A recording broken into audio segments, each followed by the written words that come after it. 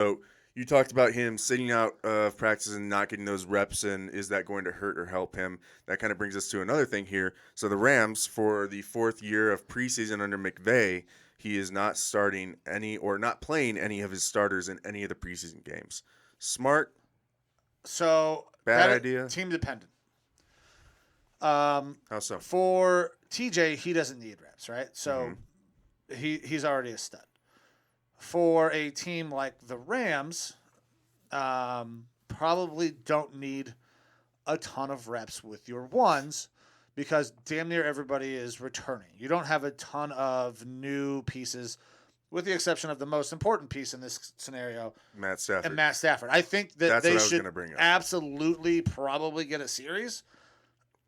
I mean, give them one series a game, get a little bit of rhythm on against another team. I don't know if they're doing any joint practices. I'm not sure, but that's what I was going to bring up is that you've got the most important person on the field, the game general, your quarterback, Matt Stafford, new, and you're not going to give him any play time. And I've gone back and forth in this actually. So I do like the idea of not having players out there subjecting them to any extra wear and tear, especially in a season that is now longer than it has been any previous season. And chances of Stafford going to the playoffs with the Rams is higher than it was for him to go to the playoffs with the Lions. Correct. So his year could be the longest of his career. So it's good to get him the rest. He's no spring chicken. But I think unless they're actually doing some good physical contact work in their camp, that you do lose a little bit of that. Guys will come out, and it's not that they're rusty, but until you get that first hit, Right. and you take those first reps and you're actually making that contact, I think you can't fully get into game mode. That's why you see some teams struggle even after they've been playing throughout the year. It can take them a series to get into a game. Not, that's just middle of the season, first series of a game. They might be a little bit lackadaisical or whatever. You just need to get that first pop, and then you're good to go. So it's interesting. I would have to do some research to see what their injury history has looked like underneath McVay to see if there's actually been a noticeable benefit, at least maybe in the first half of the season for their team compared to other teams. Yeah, I really don't know. But for me, Dalvin Cook is probably isn't going to be playing in this preseason game tomorrow. I don't think he's going to get any preseason game this.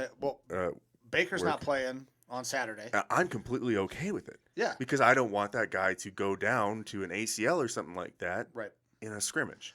But when you have a new so there is something to be said about saving your body. Mm-hmm.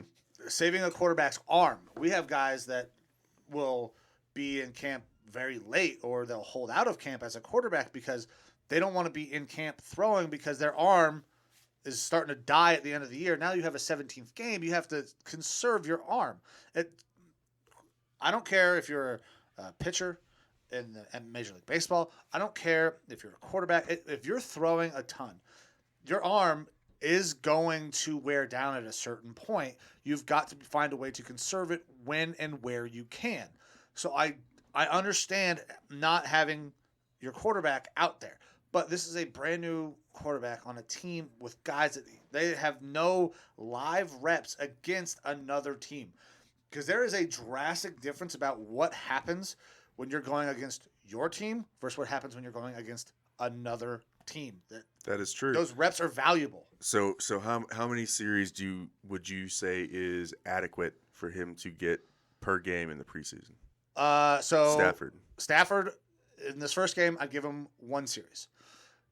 Game 2, I would give him 2 series. Game 3, he doesn't play because we have to make sure he is healthy going into week 1. Does 1 series or 3 series in total, does that make that big of a difference, do you think? I think it is. Because a series could be 3 plays. It could be 3 and out, right? Yeah. I think that there is some value there. I don't know how these guys are running it in camp. Is McVay calling in plays from the sideline into the headset with a ton of crowd noise? Because it's not just about the play. It's about the rhythm of what happens inside the huddle, getting out of the huddle, and getting people set up as well. that has just as much importance as the execution of the play itself. The NFL is the world's greatest place for football. Week 1 and 2 are tough to watch because there is some bad fucking football that gets put on tape. And there's also some really bad officiating that gets put on tape because these guys have been out of it for a while. Those reps are important to get that rhythm, to understand how the flow of the game is going to go. Yeah, and I don't really have an answer. I was just trying to gauge your perspective, but I don't know. I could sit here and make arguments for both sides. If you're running an upscale type of practice where you are actually having players get some licks here and there, and you're making it as realistic as possible to game time situation, maybe you don't play Stafford and just conserve him. Maybe you don't play the starters. I think it'll just be something that's kind of interesting to watch, see how the Rams do throughout the beginning of the season. I know that I'm now conscious of it, and I'm going to pay attention to how they perform in the beginning of the season more, just to see if they do have less injuries, if they are more rusty or not. We'll see. It's just something that I think is interesting. I don't know that I've heard of another team resting all their starters.